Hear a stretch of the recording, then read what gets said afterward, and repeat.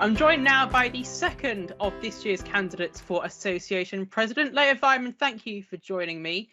You've acknowledged in your manifesto, Léa, that most people will probably know you for being a climate activist. The thing is, let's face it, all people know you for. You've not really achieved much of direct relevance to the role of Association President during your time at St Andrews. So what makes you think that being a climate activist does qualify you for this role? Oh, I would actually disagree. I feel like I've done a lot for St Andrews. And I think we find ourselves at a turning point where we realize, well, this is something that isn't just like a hobby or let's care for the environment, but it's something that should be innate for everything we do, because it's going to affect all of our futures and it's going to affect all of our careers.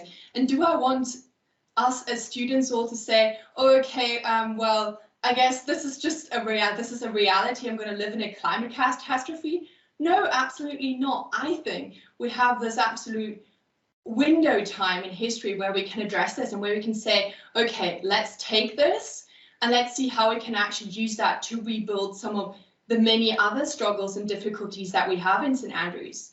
And I mean, I've been working on a lot of sustainability things, that is true, but through that, I've addressed quite a few other things. For example, I work on the sustainability in the curriculum group.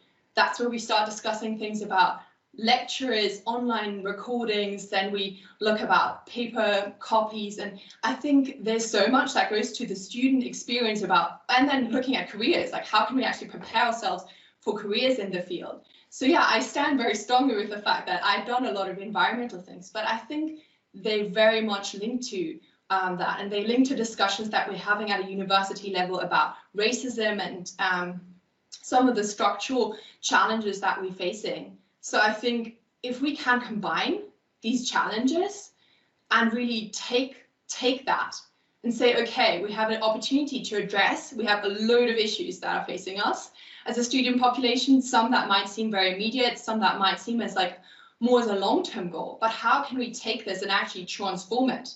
We have the university that's now committed to net zero by 2035. Okay, so how they have a vision and commitment for this, which means they're going to be large-scale changes in the university. How can we make sure this is fair, this is representative, that we're actually addressing a whole load of issues? While we're creating these big changes at a university level, how can we take some of these other issues and carry it along with that? And that's how I see that vision contributing to the bigger changes and smaller changes that we want to see as students in St Andrews. Okay, and sticking with the climate, I noted that on your campaign Facebook page, you expressed your disappointment at the Saints' failure to highlight the importance of addressing sustainability and the climate crisis. And as we've already established, you're probably the most prominent climate activist in St Andrews. And from my point of view, given how that is how you're perceived, that surprised me quite a lot too. And you've also made a point of saying that it's not a topic that the Student Association has historically prioritised. So why do you think that these issues, such as important as sustainability and the climate crisis, have been overlooked by both the Saints and the Students Association for so long? And how are you as president, not just a campaigner, you'll be in a position of authority to actually affect change? How are you going to change that?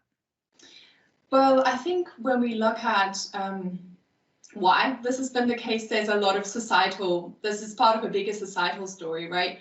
Why are we not addressing this crisis that we've known for so many years is happening?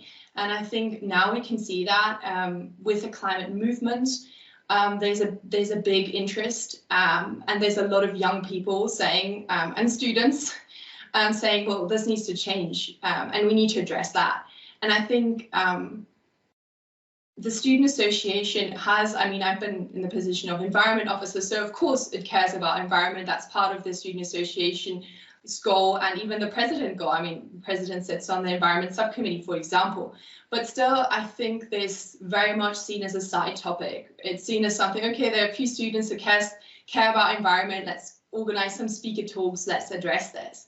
But it's much more than that. So for example, now we have the university, as I said, that's committing to net carbon. What about the Student Association? What are we going to do? How are we going to collate with that vision? What do we want to go down a similar path? Do we want to even be more ambitious? Like what is our goal for the future in terms of how we want to equip and represent students on sustainability? And I think there have been some changes nationally in the UK, where some student associations have actually taken this, and presidents, and said, okay, this is a key topic of concern that I want to take and want to unite issues around. And I think, just as you said, this position gives a lot of visibility to this, and it gives a lot of recognition, and it goes to show that this is not just some side topic, but this is about climate justice. This is about our future. Can connect so many of the issues that we have right now. So I think, yeah, I mean, I honestly think the possibilities are limitless in terms of like what we can change now, especially with COVID and us like going to post-COVID time. There's so many things that need to change. How we look at teaching and how we look at, like, I mean, who knows what universities will look like in the future and what they're supposed to look like. But I think we as students should say, what do we want them to look like? Should ask those hard questions, should engage with that. And I think it's really exciting that as president, you can work with the university, with the principal office on issues like this and on topics and really make it big. Okay, well, let's talk about accommodation, a recurring theme, as we all know, through every single student election. The 4 previous presidents of the Students' Association, including the incumbent, I might add, pledged to address the issue of private accommodation in St Andrews. Ultimately, the issues haven't gone away. They couldn't solve the crisis, so why do you think you can? I don't think it's necessarily about that they haven't solved it. I think it's really hard to say, oh, solve it, especially because presidency position is just a year. I actually think despite pandemic, the current president, Dan, has gone quite a bit to look at accommodation. And I think it's a long-term problem. And it's a problem with the fact that we have a lot of students in St Andrews. We don't have enough accommodation. We don't have enough housing. And it's looking at with the university saying, well, how can that change? How can we actually create accommodation that is affordable, where people can live, maybe, yeah, with student accommodation, really. And those things don't really turn up off thin air, that they suddenly happen and are built, but there are plans for it. And I think that's why I said I really want to build on that work. There's some really good things that the predecessing presidents have done and are doing with regards to accommodation to address these issues and to really speak to the university about it and look at like, well, how can we solve this and what can we do? So I think we are making progress, but as students, especially us just being here 4 years, it can often seem too slow. And I agree, but maybe, just maybe, we are at the stage where we're actually making big progress in the direction of actually maybe we can see some changes coming up now that some of these people have been working on for so many years.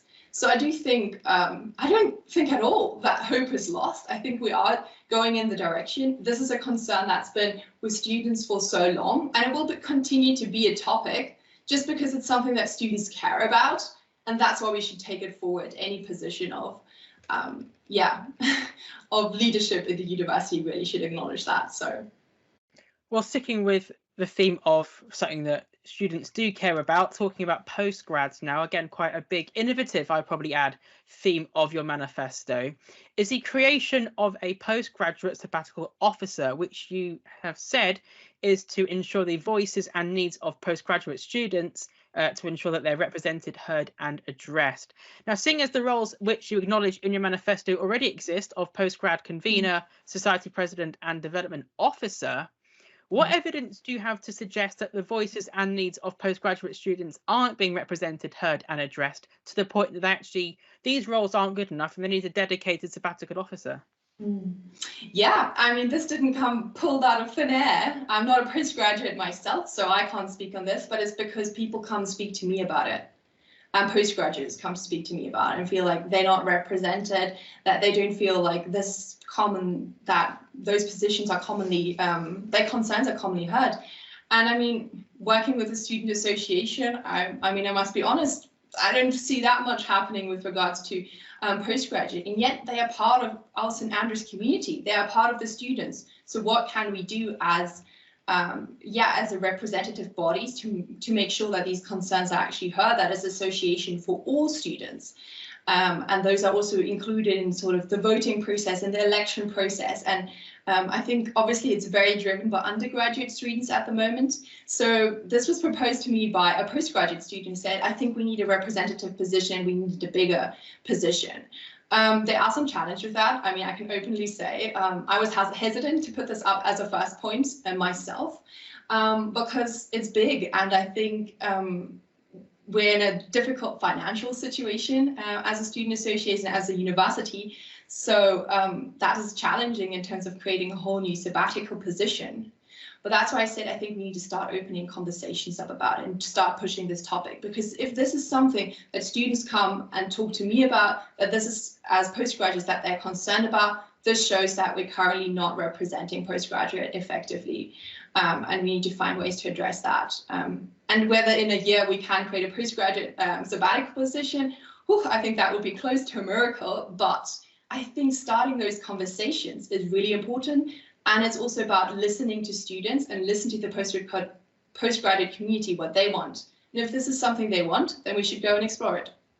And if you do introduce the role of a postgraduate sabbatical, surely that renders the roles of convener, society president and development officer redundant, because they're clearly not doing what they should be doing. Yeah, I mean, there's some conversations probably to be had. How can we make this more effective? How can we make them more heard? And I think there's been some work done from the Director of Education, looking at how can we actually include postgraduate more and postgraduate concerns more. Yeah, and I think this is a long-term goal of creating a sabbatical position, and then that will obviously also open up questions. Well, does that make some of the other positions redundant? Maybe not, because we do need certain representation around postgraduate issues, maybe committees around it as well. So I think it just really depends on what do people want, and how can we figure out a solution to represent postgraduates more. So, but however you word it, these roles that currently exist aren't serving the purpose they're meant to serve. Hence why you want to introduce the sabbatical role in the first place. So surely that means that these aren't doing the jobs that they're there to do. Yeah, maybe that is. I mean, I'm not a postgraduate, as I can say, but if this is something postgraduate students come and say, this is not, I don't feel represented, I don't feel student voices are heard, then that's a problem. Maybe it goes also to say, what can we do if we can't create a sabbatical position immediately? How can we give those voices more of a role, and of those roles more of a voice? So yeah, I think it does go to say that currently we're not representing postgraduates effectively, and I don't think they're included in the student association as they could be and as they feel they should be. Okay, well, let's shift focus from the campaign on to you now. You said that you're German, you've lived in Cape Town for most of your life and now studying in Scotland. Quite the globetrotter. Yeah, I mean, I have an interesting story of where I've lived and where I've grown up, as a lot of students in St. Andrews have. Yeah, I mean, Germany is where I was born, but before I came to St. Andrews, I went to school and lived in Cape Town, South Africa. So, and obviously, climate activism is only a part of who you are. So tell me more about who you are. What a question. I don't think I could tell you everything about who I am just in a few minutes. But yeah, I mean, I love nature, as can maybe go with my environmental aspects, but and passion. I love sports. I love spending time outside. And I think that's something maybe that I'm excited about us exploring, especially as we transition out of COVID, finding spaces for people to meet up outside, to really find more time to actually increase well-being and increase people's time they can spend outside, increase different learning opportunities. So I think that's something I love doing. I love swimming. I love a lot of different sport activities and outdoorsy stuff. So love spending quality time with people. I'm not a massive group person. I love spending time with a lot of people, with like a small number of people, really concentrating and being like, okay, what is it that your concerns are, and like really having that one-on-one discussion and having meaningful conversations and figuring out ways to do that. So yeah. And as a president, what kind of strengths and weaknesses do you think that you have? That's a good question. I think I have a very strong communication skills. I'm not a person to shy away from speaking about issues with the university and really speaking to people. And I think that's really important, because that is a lot about what this role as president is about. It's about working together with the university, speaking to students, working as a team, because I think ultimately we always pretend president needs to solve all of the issues at once, but in order to do that, you need to create people and gather people to work together on these. And I think that's something that I love doing, and that's definitely a strong point of me. A weakness. That's always difficult to say. I think maybe that I'm sometimes I love spending one-on-one time with people and spending time with with people in person. I'm not a massive fan of like small talk and big group discussions. I'm not a party person, but you can say that's also positive, because I do gives me a lot of time to actually do a lot of things. I don't get distracted that easily. So yeah. Okay, and finally, really, what's your craziest story from your time at St. Andrews? My craziest story. Oh, so Andrews, there's been so many things. A really fun fact, though, is that my birthday is May Dip. Oh, so what a celebration. May. So that's always been one of my favorite days, just because I just like get up in the morning and run into the ocean. And I have quite a fun time going into the cold ocean. I have a lot of memories with friends just jumping into the ocean and being like, okay, let's go, and going to the ocean. And I think that's been something that's really, really fun. I think we're really privileged in St. Andrews to have such beautiful nature and like more than 2 beaches, really. So yeah, that's a fun fact to share about me. My birthday's on the 1st of May, on May Dip.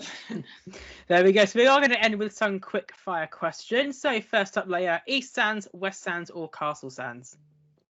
West Sands. Favourite bar in the Union? Well, don't think I have a favourite bar. Just main bar, probably. Okay, I feel like you might have already answered this, but favourite event in the St. Andrews calendar? Made it.